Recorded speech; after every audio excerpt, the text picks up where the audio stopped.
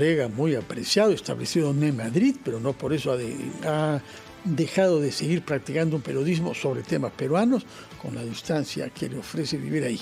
Y distancia es una palabra importante para él porque el libro que lo ha consagrado, que ha sido traducido a numerosas lenguas y que ha ganado varios premios, se llama La distancia que nos separa. Y es un libro básicamente sobre la relación con su padre.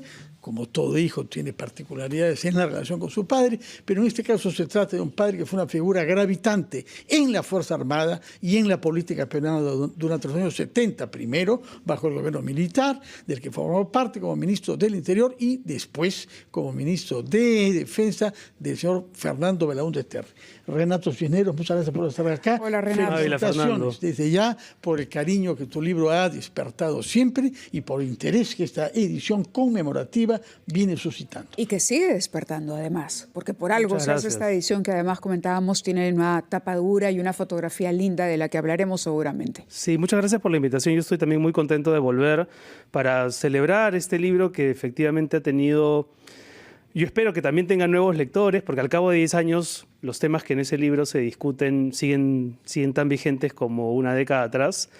Y este domingo a las 3 de la tarde, perdón, este domingo 3 a las 7 de la noche, no me puedo equivocar en la hora, en el Auditorio Blanca Varela en la feria, vamos a conversar sobre el libro y a celebrar su aparición. Han pasado muchas cosas en estos 10 años también y seguramente también de eso hablaremos.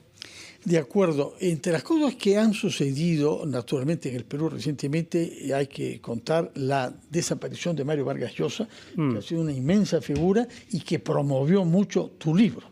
Sí, él fue muy generoso conmigo y efectivamente uno de los hitos de estos 10 años es la ausencia de Mario, ¿no? El fallecimiento de Mario.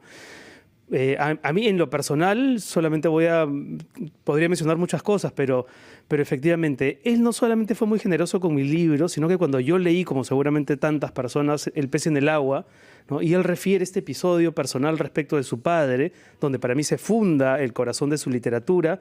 Él descubre al primer dictador de su vida en su padre, ¿no? Ese padre que él presumía muerto y a los 10 años lo conoce, está vivo, ha venido a conocerlo y es un hombre arisco, es un hombre que no cree en su vocación, es un hombre que intenta corregirle la vocación de escritor lanzándolo a su primer gran tema, que es el colegio militar, ¿no? Lo inscribe en el colegio militar para que no sea escritor y la gran paradoja es que termina dándole el tema de su primera gran novela. ¿Y esa lectura tiene que ver con la escritura de La distancia que nos separa? Sí, influyó muchísimo. Yo cuando lo leí todavía no estaba preparando nada, pero ya el libro estaba germinando en mí, ¿no? Yo lo tenía en la cabeza desde incluso antes de que muriera mi padre, ¿no? Yo sabía que esa presencia en algún momento se iba a convertir en otra cosa, pero en aquel tiempo escribía poesía, había una sugerencia de la figura paterna en esos poemas, pero solo con los años me di cuenta de que su influencia, su impacto demandaba otro tipo de abordaje hasta que fui escribiendo este libro, no de un centón, sino a lo largo de mucho tiempo, ¿no? Conversando con mucha nos gente. Imaginamos porque además hay una investigación, una reconstrucción de hechos. Tú viajas, exploras, conversas, es decir, hay todo un despliegue, como digo yo, no solamente la novela se ha escrito de un tirón en base a los sentimientos, sino ha habido una reconstrucción histórica para tratar de entender además a ese personaje complejo desde tu perspectiva, más complejo aún como hijo. Sí, porque mi padre fue un actor político en una época especialmente convulsa, el surgimiento de Sendero Luminoso, él que venía de la escuela argentina, encarnó un personaje también porque se ocupaba de decir cosas muy tronantes en los medios de comunicación respecto de cómo combatir a Sendero. No, le decían el gaucho por algo. Exacto. Y mucho de ese predicamento, curiosamente 10 años más tarde, pareciera no volver a cernirse en la mesa de discusión. Cuando se publicó la novela, el mundo era bastante más progresista. Hoy los autoritarismos vuelven a ocupar un protagonismo que parecía perdido. Y esa mano dura de la que él hablaba, ¿no? Hoy también recupera terreno. Yo creo que nunca perdió vigencia. Ahora, son 80.000 ejemplares vendidos, traducido a 6 idiomas. Una novela que ha sido finalista de la Bienal de Novela Mario Vargas Llosa, preseleccionada al Prix Medici, ganadora de varios premios internacionales, sobre todo por la versión en inglés incluso. Sí, sí. ¿Cómo lo asimilas? No lo sé, yo cuando salió la novela tenía tantas dudas respecto de su aparición, pensé que esto no le iba a importar a nadie, pensé que era un libro que me debía a mí mismo y cuya lectura seguramente merecería la atención de alguna gente.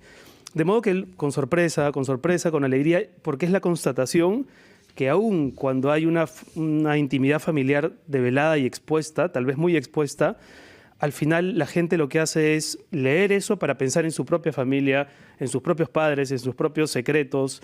Fernando lo decía, no todos tenemos una relación picante con el padre. Y entre otras cosas porque el padre es la encarnación del poder, es la primera manifestación del poder en la vida de uno. Es la figura normativa. Entre ¿no? el hijo hombre y el padre también hay cosas, ¿no? Sí, es decir, también hay una tensión. Claro, hubo una época en la que de pronto hubo más padres que querían que el hijo se moldeara a su imagen y semejanza, ¿no? De alguna manera que le enseñara el camino correcto a ese hijo, que no se desviara, que no se vaya a otro lado, como ocurrió de pronto con Vargas Llosa, o en tu caso también. Sí, y es importante que los hijos discutan con los padres. Yo espero que mis hijas algún día tengan una mirada del mundo mucho más rica, mucho más universal que la mía. Ahora 2. Yo no espero que piensen como yo. Eso quiere decir que la familia se puede ampliar. No, ya con 2 hijas. Hizo de ahora 2. No, pero has dicho ahora 2, te has delatado. Ya, bueno, no, espero que solamente sean 2, porque Renato, ya es quería la cuota preguntarte suficiente. algo sobre el final de la vida de tus padres, porque él encarnó para mi generación de jóvenes estudiantes de los años 70 el autoritarismo, pero al final de su vida él parte en guerra contra el fujimorismo. Sí. Intenta comprometerse políticamente hasta los últimos días de su vida. Dinos, ¿cómo es que le vino este reverdecer antiautoritario al final de su vida? Él apoyó, como mucha gente, el golpe del 92, el autogolpe del 92.